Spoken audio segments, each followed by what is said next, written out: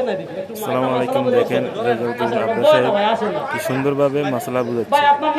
আলহামদুলিল্লাহ, সুবহানাল্লাহ। মনে করেন দাঁড়ান বসেন না। মনে করেন আমাদের জসিম ভাই, মনে করেন উনি, আমি কিছু সময়ের জন্য ধরে নিলাম যে আমাদের এই ভাই আহলে হাদিস, কিছু সময়ের জন্য ধরে নিলাম উনি কাউকে ফলো করে না, কোনো মাযহাব মানে না, কাউকে অনুসরণ করে না, সরাসরি উনি কোরআন সুন্নাহ ফলো করে, ওনার মত অনুযায়ী মাযহাব মানা হারাম। ঠিক আছে, কিছু সময়ের জন্য ধরে নিলাম। এবার মনে করেন আমাদের ভাই, মনোযোগী মাসালাটা বুঝেন, জসিম ভাই আজকে ফজরের সময় মসজিদে আসছে, মসজিদে আইসা দেখছে ওরে বাবারে কি গরম, সারা রাত লোডশেডিং ছিল, কারেন্টে ঘুমাইতে পারে নাই, ফজরের সময় কারেন্ট আসছে, আবার মসজিদে এসি। ইমাম সাহেব যখন আল্লাহু আকবার বলে সিজদাতে গেছেন, জসিম ভাই বিসমিল্লাহ আল্লাহু আকবার আল্লাহুম্মা বিসমিকা আমাদের বেলা ঘুমাইছে। হঠাৎ ঘুম ভাঙছে, ঘুম ভাঙে দেখে ইমাম সাহেব কবে সালাম ফিরাই চলে গেছে।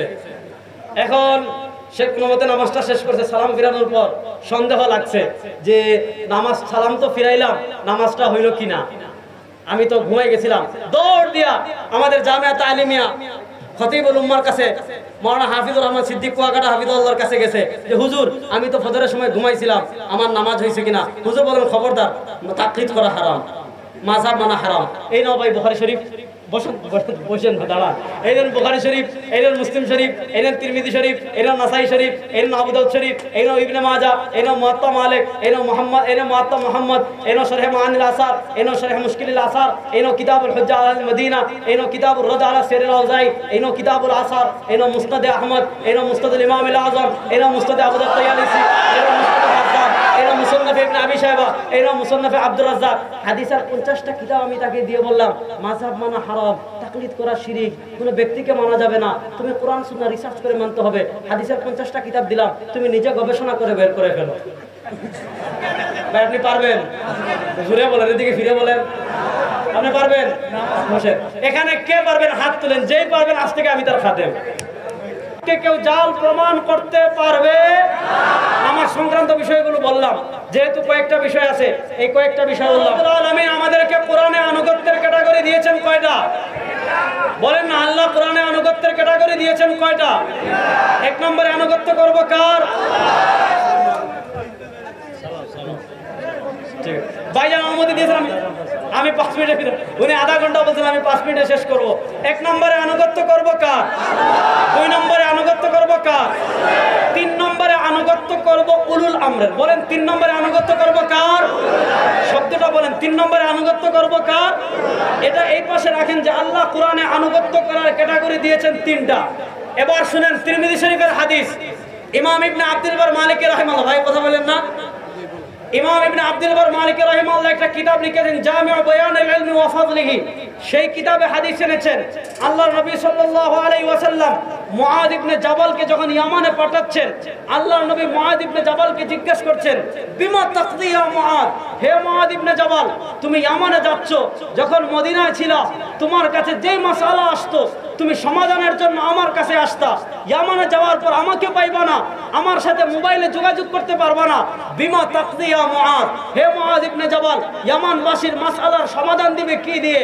হযরতে মুআয ইবনে জাবাল বলেন, ইয়া রাসূলুল্লাহ, এই কথা বলেন কেন?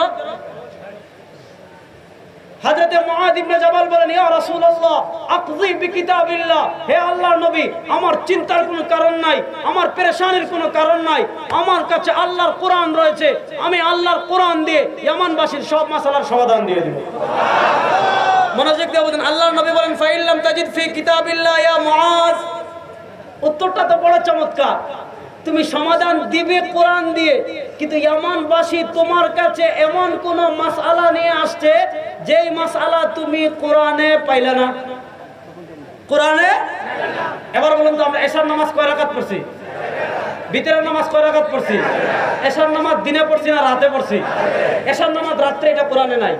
এশার নামাজ 4 রাকাত, এটা কোরআনে নাই। মাগরিবের নামাজ 3 রাকাত, কোরআনে নাই। কোরআনে আছে খালি আকিমুস সালাহ, নামাজ পড়ো। আল্লাহ নবী মুআয ইবনে জাবালকে বললেন, ফাইল্লাম তাজিদ ফি কিতাবিল্লাহ ইয়া মুআয, হে মুআয ইবনে জাবাল, ইয়ামানবাসী তোমার কাছে এমন কোন মাসআলা নিয়ে আসছে যেই মাসআলা তুমি কোরআনেও পাইলে না, হাদিসেও কোরআনে পাইলে না, তখন কি করবা?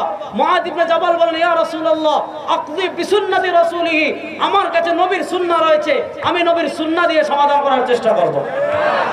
তাহলে মুআয ইবনে জাবাল বলেন 1 নম্বর সমাধান দিব কি দিয়ে? আল্লাহ বলেছেন কার? মিলতেছে তো? মুআয ইবনে জাবাল 2 নম্বরে বললেন সমাধান দিব কি দিয়ে? মুআয ইবনে জাবাল বললেন আল্লাহ 2 নম্বরে আনুগত্য করার কথা বললেন কার? এবার মনোযোগ দিয়ে বলেন, আল্লাহর নবী মুআয ইবনে জাবালকে 3 নম্বর প্রশ্ন করলেন, আচ্ছা কোরআনে পাইলে কোরআন দ্বারা দিলা, কোরআনে না পাইলে হাদিসে পাইলে হাদিস দ্বারা দিলা, ফাইল লাম তাজিদ ফি কিতাবিল্লাহ ওয়ালা ফি সুন্নতি রাসূলিহি, ইয়ামানবাসী তোমার কাছে এমন মাসআলা নিয়ে আসছে যেই মাসআলা তুমি কোরআনেও পাইলা না, যেই মাসআলা তুমি হাদিসেও পাইলা না। এবার বলুন তো, যেই মাসালা কোরআনেও পাইলা না, যেই মাসালা হাদিসেও পাইলা না, এই মাসালার সমাধান জানার দরকার আছে না নাই?